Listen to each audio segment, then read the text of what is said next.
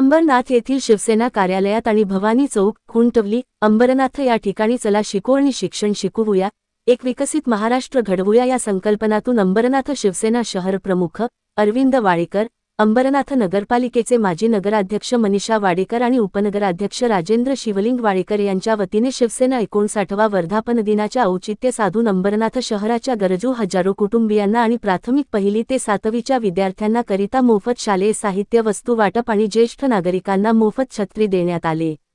निखिल वाडेकर परिश्रमाने प्राथमिक विद्यार्थ्यांकरिता मोफत शालेय साहित्य वस्तू वाटप, ज्येष्ठ नागरिकांना मोफत छत्री वाटप करण्यात आले। यावेळी अरविंद वाडेकर यांनी मनोगत व्यक्त करताना बाळासाहेब ठाकरे यांची प्रेरणादायी कार्ययात्रा उलगडली। पेरलेले विचार कधी मरत नाहीत, ते धुमारे फुटून पुन्हा फुलतात, असे ते म्हणाले की गेल्या 35 वर्षांपासून शिवसेनेतर्फे ही परंपरा सुरू आहे। गरजू विद्यार्थ्यांना मदत करत समाजकारणाची ज्योत पेटविणे हा आमचा उद्देश आहे। आमचं कार्य हे 80% समाजकारण आणि 20% राजकारण या विचारधारेवर आधारित आहे। कार्यक्रमात शाळेच्या मुख्याध्यापिका आणि आलेल्या मान्यवरांचा सत्कार करण्यात आला।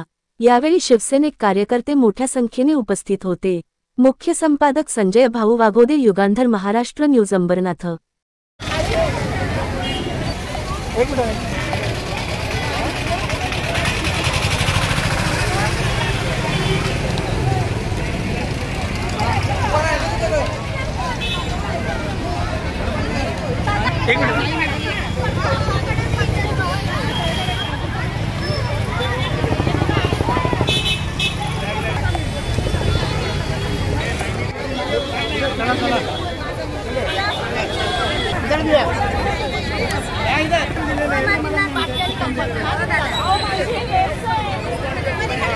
आता परत कोणी येऊ नका, चला छत्री पाहिजे, छत्री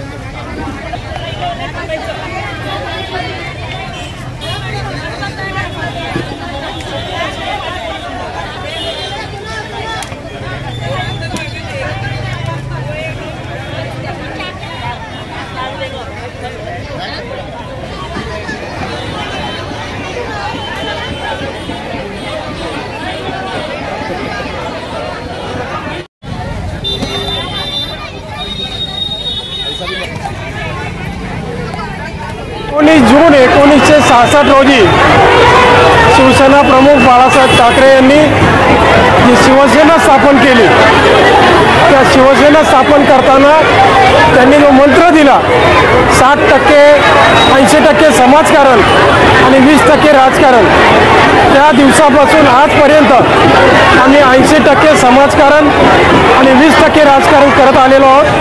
त्याचाच हा भाग आहे।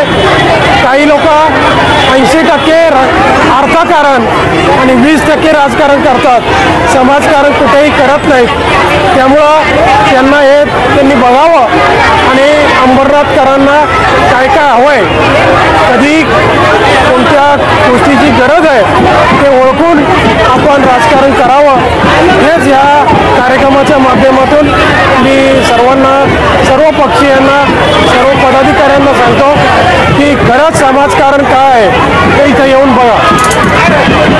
साधारण 5000 मुलांना वह्या वाटप होणार आहेत, 2000 ज्येष्ठ नागरिकांना छत्र्या आणि 2000 मुलांना दप्तर वाटप होणार।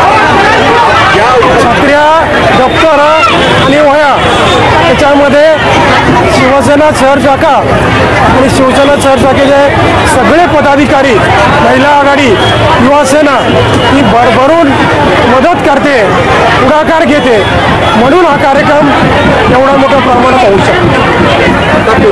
उद्याच होणार आहे।